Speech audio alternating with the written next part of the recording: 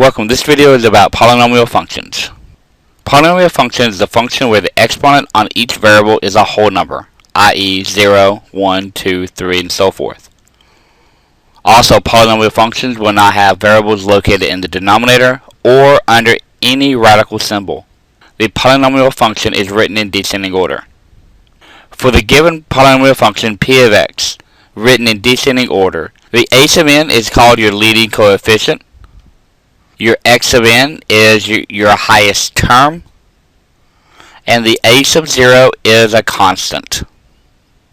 Polynomial functions must be continuous with no holes and no sharp corners. The domain of all polynomial functions is all real numbers.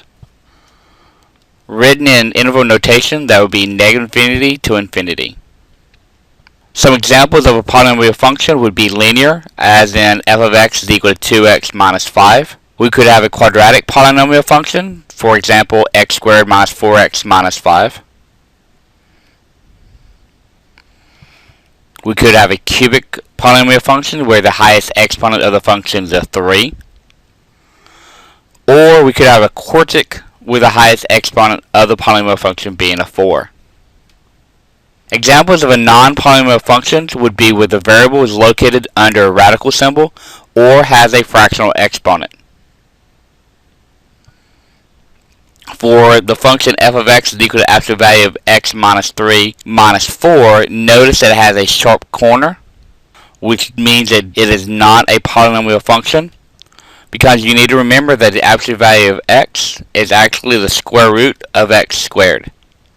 If you take a look at the middle function, the square root of x minus 3 quantity plus 2, notice that the function does not start until you get the 3.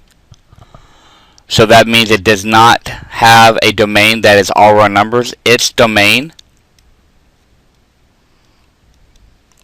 would be from 3 to infinity.